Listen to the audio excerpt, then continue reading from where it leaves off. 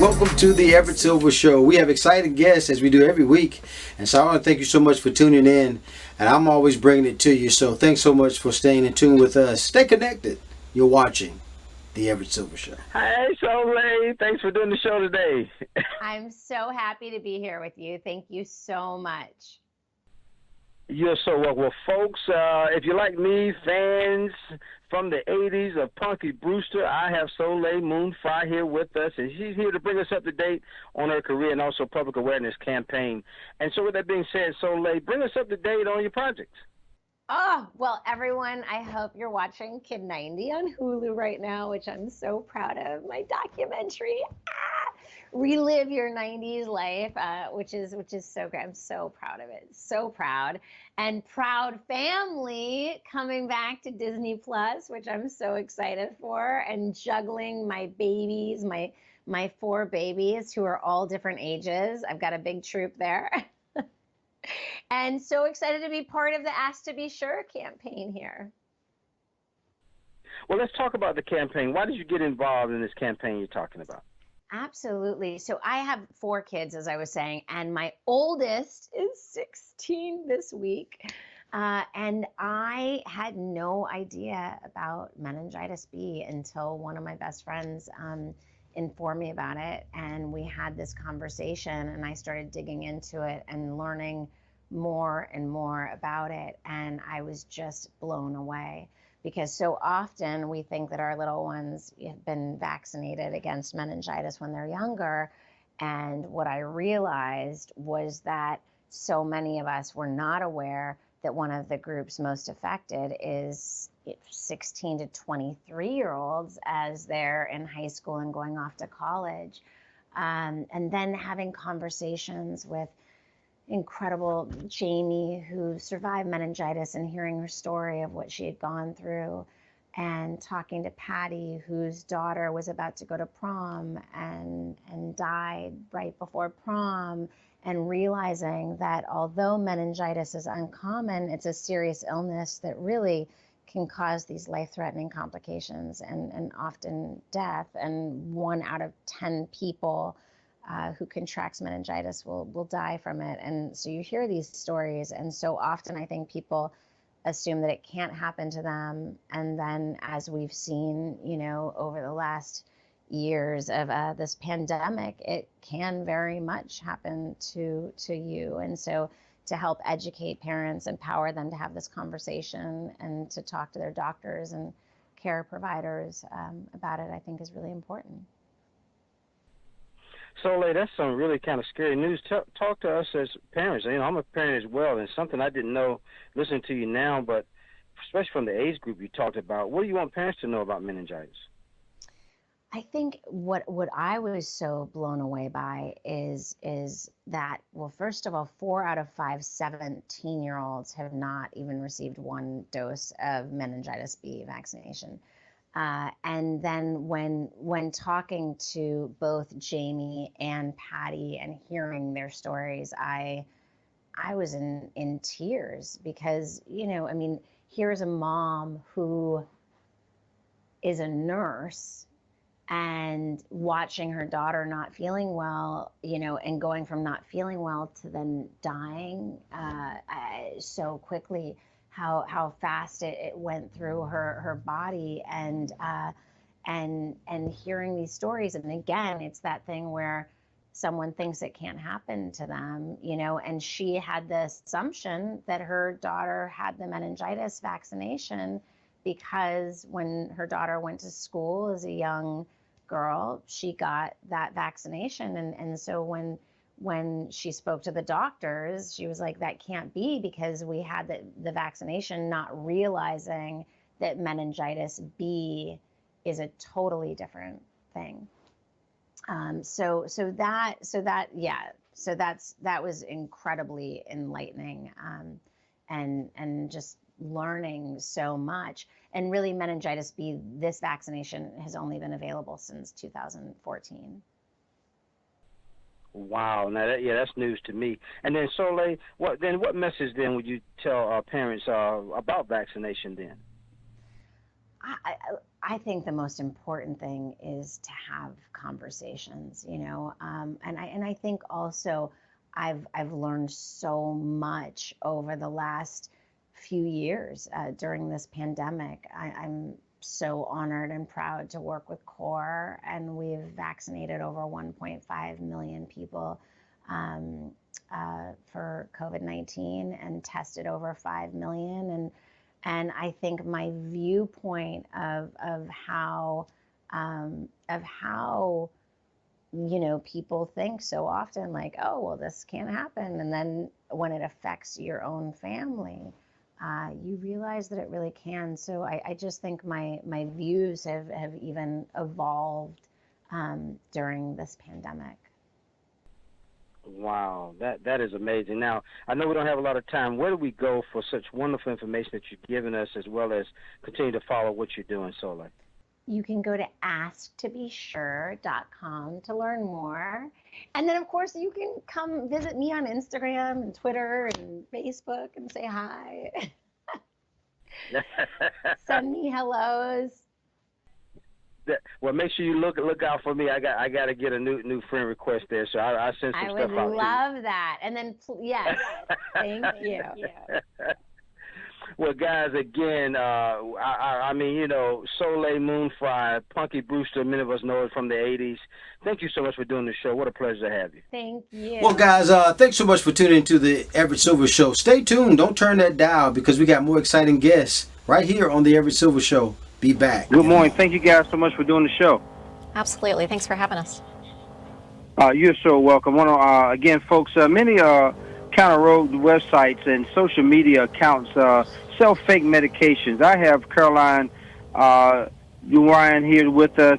She's a DNP, also executive director of West Virginia Board Pharmacy, and also the NABP president.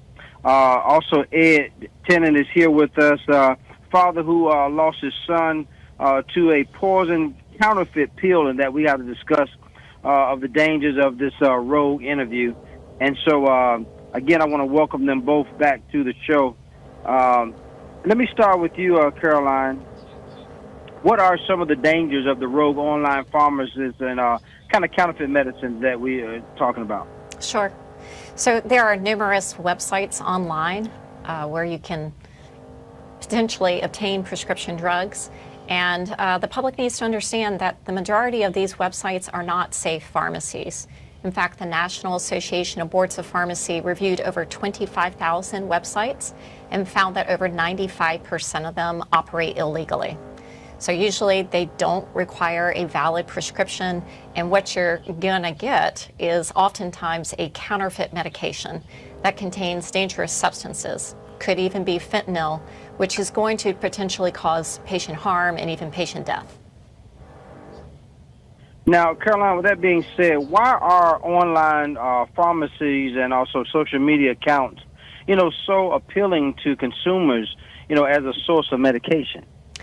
I think with the high cost of prescription drug, it's only natural that people go online looking for cheaper alternatives. And these websites can look professional, and they certainly are advertising cheaper prices for the consumer. They may even purport to be a Canadian pharmacy, which some people think to be a safe online pharmacy that they can legally order from. But that's not the case. As our country talks about expanding allowances to order legitimately from Canadian sources, we need to be very careful that we're not creating opportunities to increase this criminal opportunity or criminal activity online. Right. Now, Ed, tell us about what happened to Charlie. Well, our son Charlie, in May of 2020, went on a social media site to get a Percocet for his bad back, which was bothering him that day, but he didn't get a Percocet. What he got was a realistic looking counterfeit pill that was made of fentanyl. And it killed him in probably less than 15 minutes, according to the doctors. Oh my God.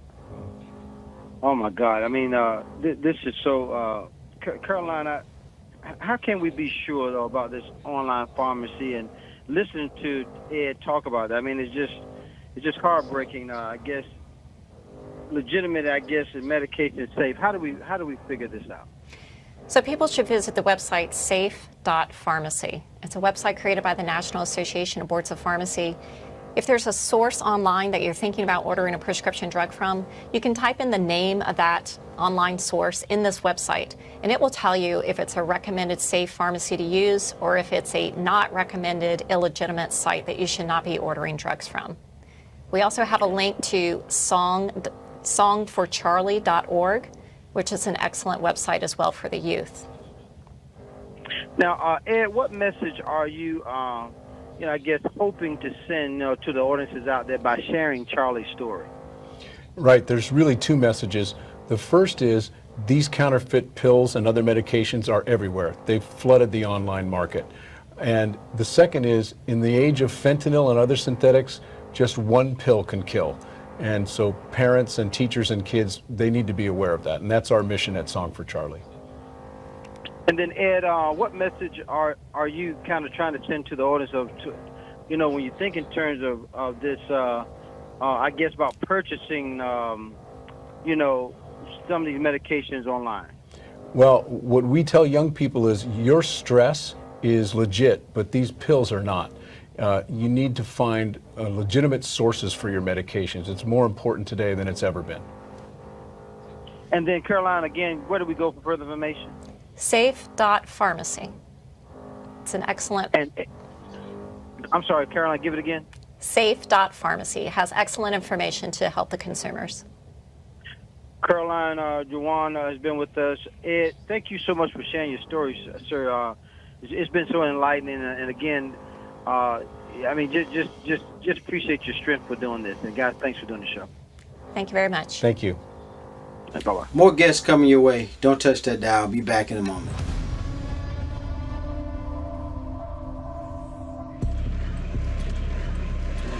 Some people may think, who in their right mind is excited about getting into a vehicle where you see your breath and might run into predators, might fall through a river, and the goal is to pick up garbage that somebody left 50 years ago. The goal is kind of like a scavenger hunt. What I like to do, I go up and down the river and I pick up the trash that gets unearthed as the river keeps changing course. Back in the day, people really didn't know much about how to treat the tundra. They were not conscientious about what to do with their trash, and a lot of people just dropped it or buried it. Well, now it's coming to the surface. I should be able to see if there's a chunk of something or a propane tank or something that doesn't belong. What they threw out yesterday is what I might need tomorrow. Hi, Everett. Hey, Sue, thanks for doing the show today. Oh, you're welcome. Thanks for inviting me. You're so welcome. Well, guys, I'm so ecstatic to have Sue Aikens here with us. I'm telling you, Life Below Zero, we got to talk about the new series because I'm excited about it. Sue, talk about how minus 50 degrees, residents faced without snowstorms, unpredictable frozen terrain. What in the world? Tell us about this new show. The new season is, looking from the outside in, some people, nothing changes. Well, the location doesn't change, but the weather, like you had brought up, 50 below zero. In my mind, I'm like, well, 50 below is a piece of cake. But it's sometimes the wind with it, the storms with it. When it drops, you get 50 below and you get a 50-mile-an-hour wind. Now you're at 120 below zero on your skin and something breaks. Those are the challenges. I'm challenge-driven personality. I mean, you should have seen some of my exes. That says it all. But But no, there's so much, I think, for each, they call us cast members, but, each of the people on the show, the families, what they bring to it. On my end, there's a couple of things you're going to see, some new predator action and interaction that threads through the entire season that is pretty amazing. Um, One of the biggest predators for me that you're going to see, and it's going into this, it's going to be a continual one that I hadn't really counted on, um, is the one none of us escape from, and that's age. That's Sue Right. Heimer's an age. I've looked everywhere for the expiration date. I don't find it, but there's mornings I wake up and I can't close my fist. And every year it seems like I'm signing up for a new fix me on this, for my spine. But I'm not willing to give up the lifestyle. So if I have to drag one of my legs behind me, thank God, God gave me two because I got a spare. Sue, Sue, it sounds like you prepared for that Alaskan, winterish bliss. I mean, that was funny. But your role, I mean, you're talking about stuff that you've done. I mean, I'm a fan, Sue, because I mean, you have a lot of credits to your name. How is this role any different from any other role that you played? Well, it's not a role that I play, it's my life. So Yeah, yeah, it's for me, what's so great about the location and what they're doing. The show doesn't, how does it work? They don't call me and say, hey, we want you to do this, we're going to be there in 2 weeks. They call and they go, what are you doing in September? And I'm like, well, I'm doing this and this and this and this and this, and they're like, ooh, can we film that? No, I got to get it done. Um, wow, and well, what about this? Yeah, that'd be freaking great.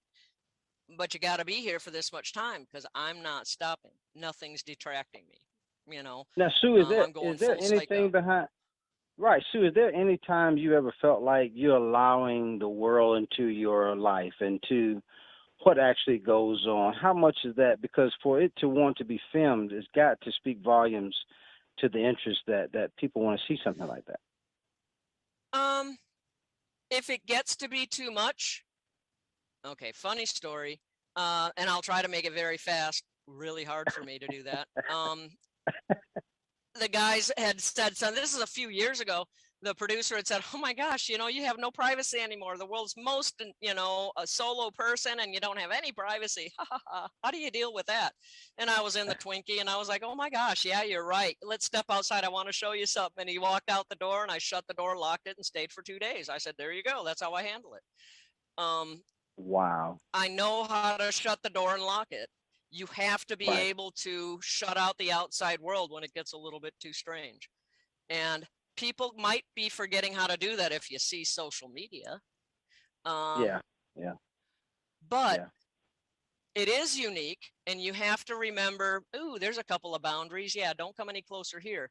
You don't see a lot of my children or grandchildren, occasionally the grandkids, but the grandson you saw on the show several seasons ago is now 21, 6'4", Wow. 240 pounds. So Wow. they've grown. Right. And I have a new one. I Yeah. have a 1.5-year-old. She's super cute. Well, I tell you, folks, they got to make sure that Life Below Zero premieres Monday, September the 6th, 8 p.m. And it's going to be followed also, it looks like, by a new season of a spinoff series, Life Below Zero, The Next Generation, all on National Yeah. Geographic. Sue, any last minute things you want to say? Because I'm telling you, I'm just excited. And then oftentimes, we learn stuff all the time, but never we think we know stuff, but somebody else is, what their life is, it's always interesting. Well, I think that, one of the things that has made the show last is that they don't try to become what we do. They simply Right. follow. And as we become more comfortable with that and the kids grow, whoever it is, you see Rico and his children are growing and you see him training and teaching and then going, oh yeah, wow, they're teenagers. Holy crap. Or, but you see the real life unfolding, and that is what people can identify with. I don't know what they identify with me, because I'm up here just being psycho, but it's genuine. You know, look at this gray stuff Yeah. here. I was hunting recently last night, and I couldn't figure out why they were running away because I was so hidden. But this spotlight on my head would lift above the brush, and I didn't realize they were seeing that and running away. So I have a little learning to do. Well, Sue, your bravery and stuff I've seen, I don't know. I'm telling you, all I can tell you is I'm glad I'm over here. Well, Sue, I'm telling you, what an honor to have you today. Sue Aikens has been with us. Guys, make sure, again, Life Below Zero premieres Monday, September 6th, 8 p.m. National Geographic. You want to make sure. Sue, any last minute things you want to say, and thanks for doing the show. Thank you everybody for watching. Thank you for inviting me, and stay tuned, because there's especially one really big thing that you're never going to expect coming up this season. Well, there you go, Sue Aikens. Thank you so much, Sue, for doing the show. You're welcome. More guests coming your way. Don't touch that dial. Be back in a moment. Well, folks, I have my special guest, orthopedic surgeon Dr. Alan Rechter, is with us. We got to talk about deaths from, drug overdoses are on the rise, and we got to find out why that is. And so CDC released some data report. About 93,000 people died from diagnosis, and that was back in 2020. So let's talk with Dr. Rechter to find out what's going on. So with that being said, Dr. Rechter, the nation is experiencing several setbacks as it struggles to tackle some of the opioid, epidemic as well as COVID. Talk about it. Yeah, exactly. It's a huge problem. And before COVID-19 last March, this was the headline day after day, and it's been knocked off the perch. But it's no less of a problem today. And the problem we get into as a surgeon, I'm on both sides of that issue. I'm on the problem side because we're doing surgeries that cause pain, and then I'm one of those guys prescribing the opioid medications to address the pain. So I have to obviously be on the solution side. But I think to be on the solution side, you have to have an understanding. And when you're dealing with 50 million surgeries that are being done annually in the United States, where 2/3 of them are going to fill a prescription, there's a lot of medications that are hitting the market. So anything we can do to lower those numbers is a big win. Now, Dr. Rechter, talk about what has been, I guess, the challenge in post-operative, pain management, when you think in terms of patients undergoing surgery. Yeah, in general, the big challenge is that surgery hurts. So you're dealing with a painful procedure. And we've learned that really the biggest issue and the reason why people have so much pain, especially at the onset, is that there's an inflammatory window that occurs for the first 72 hours. It's a swelling that people expect from going to the dentist and having a tooth pulled, but you don't realize it happens all over the body. And we had good local anesthetics that were effective for the first 12 to 24 hours. We just didn't have anything that would bridge the gap for the 72, hence the need for more of the opioids. So now we have a product that is able to do that. Now, Dr. Rechter, can you tell us the latest development on post-operative pain? Yeah, there's a product developed by Heron Therapeutics called Zen Relief. I'm in partnership with Heron Therapeutics. It's not an opioid. It's a medication that's a combination of an anti-inflammatory mixed with a local anesthetic. It's in their proprietary polymer. The whole job of that is to deliver that medicine at the site of the surgery for 72 hours. And earlier this year, the FDA granted it indication to be used in knee replacement surgery, bunions, and hernias. So you'd imagine you'd go through your normal steps of a knee replacement, and then during the closure part, you're putting this more of like a honey-like material into the joint. You close everything up just like normal. And rather than those patients normally having that 72-hour inflammatory window where the pain medication is required, those patients weren't having it. So I was having patients come to the office after a couple of weeks for their follow-up, and these were patients that had just had a hammer and a saw being used in there, and they had taken less than pain pills, and we had some that had taken none. So, it was really highly effective. And of course, when you're talking about medications, you always got to talk about the good with the bad. I mean, there's always some potential interactions with some of these medicines, allergic reactions to local anesthetics, and when you're dealing with anti-inflammatories, those are potential for cardiovascular or GI issues. But by and large, these two medicines that were used in this product have been out for over 20 years with a very good safety profile. And then lastly, Dr. Rechter, any major change that you can think of in the post-operative pain kind of management? The use of a product such as this is one that will be highly effective, we've found, and the studies have shown that, and now that it's available in clinical practice, we're seeing that as well. So anybody that's considering undergoing one of those procedures may want to talk to their physician about it. That information is also available to them on the internet. They can get all the prescribing information at www.zenrelief.com, and it's spelled ZYNRELEF. Again, I would like to thank my special guest, orthopedic surgeon, Dr. Alan Rechter. Thank you so much, sir, for doing the show. No, thank you.